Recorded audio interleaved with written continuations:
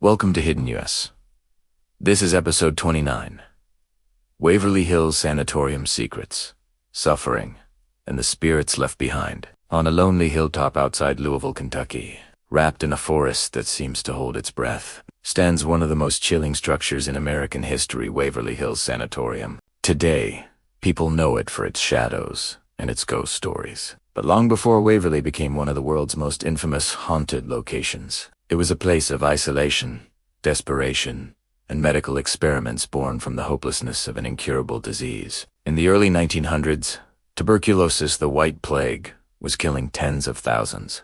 There were no antibiotics, no real treatment, beyond fresh air and hope. Louisville, facing one of the worst outbreaks, built Waverly Hills first as a small wooden hospital, then as a massive concrete fortress in 1926, capable of holding hundreds of patients. Within its walls, the sound of coughing deep, painful, endless, became the soundtrack of life.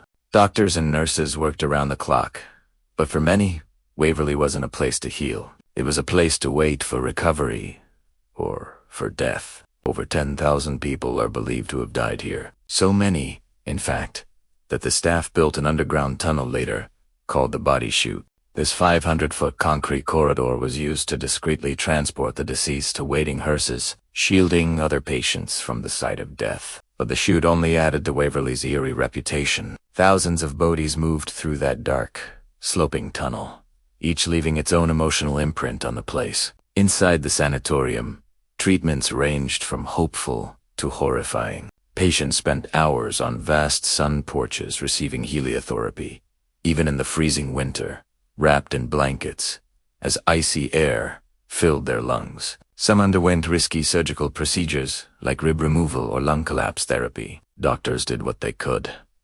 But Waverly's atmosphere remained heavy with grief. In the children's ward, young patients played while nurses tried to create some sense of normalcy. But the sound of wheezing breath was a constant reminder of the sorrow that hung in the air. When antibiotics finally brought tuberculosis under control in the late 1940s, the need for sanatoriums faded.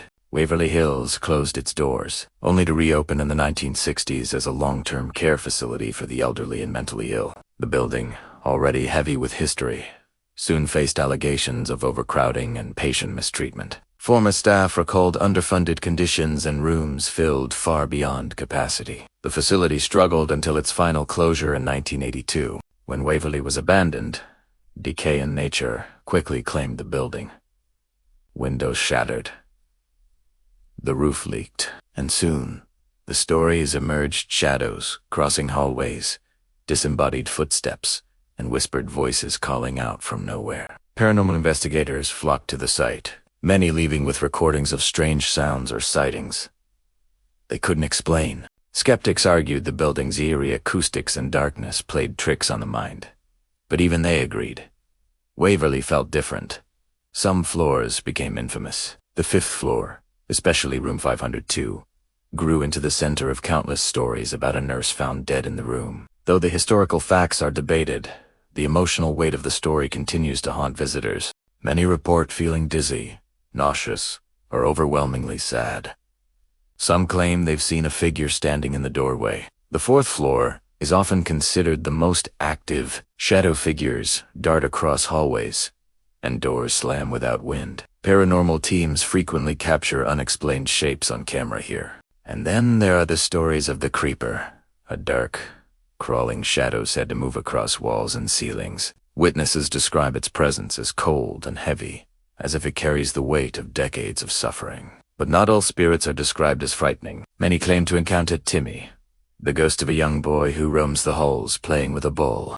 Visitors often bring toys, and some swear the objects move when no one is near. His presence adds a tragic softness to the otherwise heavy atmosphere. Tours today allow people to walk through Waverly's abandoned halls, and nearly everyone reports the same impression: a sense that the building is alive, not just with spirits, but with memory. Every room has a story. The sun porches where patients once sat are now empty, yet visitors say they feel watched. The operating rooms still contain rusted tools and broken cabinets, stirring imaginations about what took place inside. The Body Chute remains one of the most unsettling locations. Tour guides tell visitors to turn off their flashlights and stand in the dark. Many describe hearing knocks, footsteps, or whispers in the oppressive silence. Waverly Hills is a place where the boundaries between past and present blur. It's haunted not just by ghosts, but by the sheer weight of human suffering embedded in its walls. The building carries the memory of an era when disease dictated who lived and who died, and when families were torn apart by quarantine. Even without the paranormal stories, Waverly would still feel heavy. But add decades of legends, and the sanatorium becomes a living archive of sorrow and mystery. In the end, Waverly Hills stands as a monument to tragedy and the human need to understand places where pain once echoed so loudly. Some believe spirits linger, unable to move on. Others believe the building simply holds the emotional energy from decades of suffering. Whatever the truth is, Waverly remains one of the most haunting places in the United States. A location where history carved itself so deeply into the walls that even silence feels like a whisper from the past. Thanks for joining us on this journey into hiddenness. If you found this story as fascinating as we did, don't forget to like, subscribe, and hit that notification bell so you never miss an episode. We'll see you next time.